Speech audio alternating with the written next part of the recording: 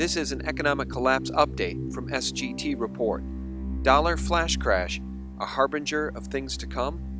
After the market close on Wednesday, March 18th, the US dollar flash crashed, falling from 99.58 to 95.19 in a matter of moments. A 5% plunge in any currency in a single day is a serious event.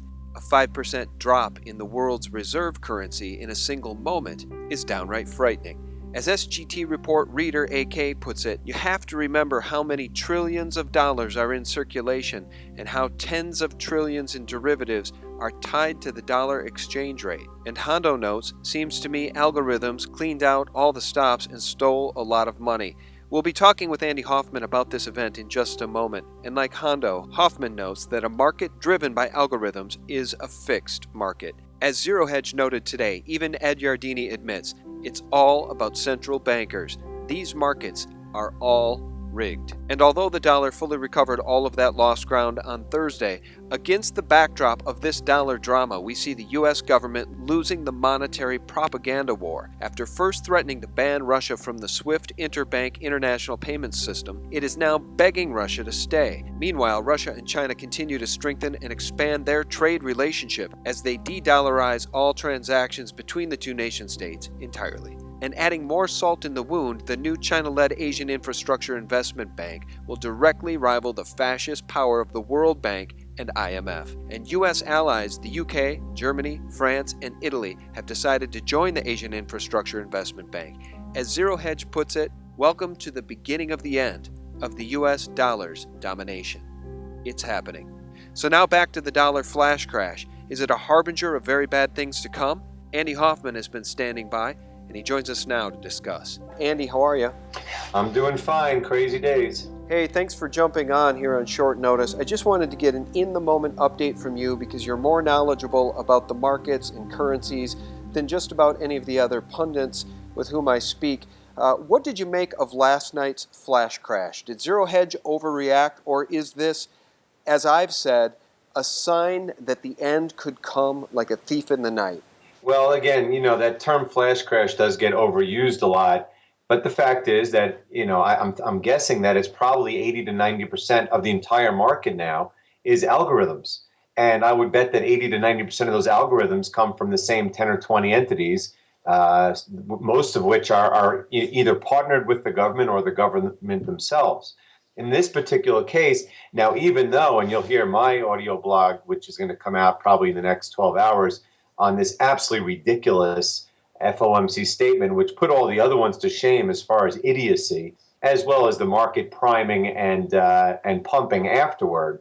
But the fact is, there were a tremendous amount of algorithms set up waiting for this decision, this whole get rid of the word patient garbage. And so, a lot of orders hit the market at once.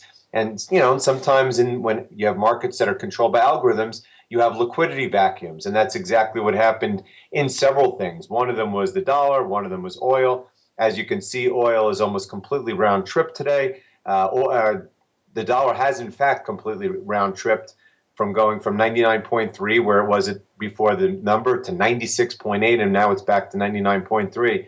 But, let's face it, to me, a lot of it was also what the PPTs, the various manipulation groups out there were trying to do. Because, look, Janet Yellen is so desperate to continue to pretend that the economy is recovering and therefore not actually change her mind and say, you know what, we were wrong. Okay, we'll take out the word patient, even though we replaced it with, well, we're no longer patient, but we're still patient, which is basically what she said. And at the same time, the White House itself gave a warning last week that the strong dollar is hurting business, which is what I've been saying all along. So she was trying not to get the dollar to get too strong. But the fact is, that the algorithms that were set up there pushed the dollar down way too much. And lo and behold, it came right back. It's a very, very terrifying situation for the powers that be here in the States, because the last thing that they want is a strong dollar. And after this round trip in the dollar, let alone the round trip in oil, which is back down toward its lows, shows that the Fed failed. And the Fed's going to have to figure out another way to get the dollar down. And the only way that they can do that, if at all, is going to be QE4, which is going to be coming at some point in, I don't know, the next 6 or 12 months. Yeah, Peter Schiff is saying the same thing. You and he are like-minded on a number of issues. I wanted to ask you this before we let you go. I have a friend, his name is Paul, and he called me today. This is an absolute true story. He called me today to say that he was talking with a 60-year-old friend of his who told him he was nuts for buying silver, and he ought not buy any more. And his 60-year-old friend who plays the market said, the market is the place to be for at least the next 2 to 3 years, and they're going to run it up 2,000 points a year, and that was his recommendation. And I told my friend Paul that I bet his 60-year-old friend cannot even articulate what the Federal Reserve is, what it does, or how much power it has.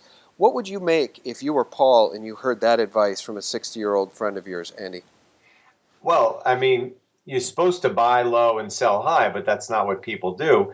And what Paul or his friend doesn't understand is that markets are rigged. There's only one reason why stocks are high and silver is low, and that's because both are manipulated. And that's the reason why this whole world is falling apart so horribly, is because they've kept this game going so long that they've created these massive debts, and now the commodities are crashing and the currencies are crashing. I mean, you're supposed to buy low and sell high, and right now, silver is well below the cost of production. That's why the whole mining industry is imploding. And meanwhile, stocks and bonds are at their all-time high nosebleed valuations at the absolute worst economic fundamental time in history. So, Paul and his friend should make their choices. I know I've made my choice, and I feel stronger about it than I ever have before.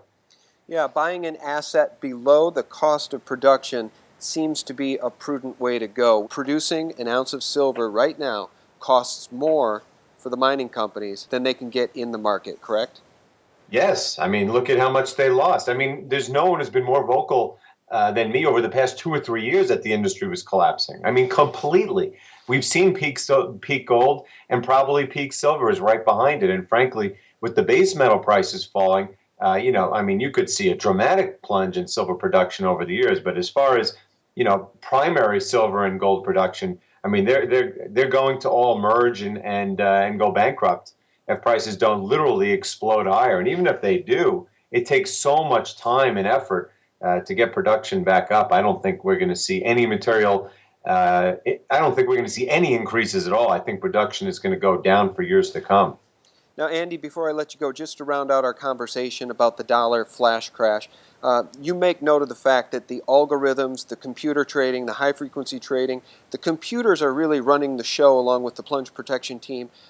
There are powers that be within our government that are actively manipulating these markets, and I think the bottom line as far as the flash crash goes, I don't want to put words in your mouth, but isn't the bottom line that when computers run the show and everything is just zeros and ones on computer screens, we live in very dire times where people without real assets could easily see their quote-unquote portfolios evaporate in a very short time? Of course. Portfolios and pretty much anything that's on a computer. That's why I've taken pretty much everything out of the banking system. I mean, I admit I've told people all along that the cash that I do have that's, quote, in the system sits in Charles Schwab in a non-marginable brokerage account as opposed to, in a bank. And I mean, that's better than nothing. But I would say to take as much as possible out of the banking system, and certainly if you have gold and silver, keep it as far away from the banking system as possible. All right, Andy, we're going to let you go. I want to thank you again for jumping on for this quick update on short notice. And I bought my first 100 ounces of silver from Miles Franklin. Can you tell people how to do business with you guys? Of course. 800-822-8080. We've been in business for 26 years. And you can always email me at ahoffman@milesfranklin.com. All right, thanks, Andy. Well, that wraps it up. This has been an SGT Report Economic Collapse Update. For more real news, please visit us at sgtreport.com 24/7, the antidote to corporate propaganda. And if this type of information resonates with you, please share it with others, give us a like, and subscribe to our channel. Thanks for watching.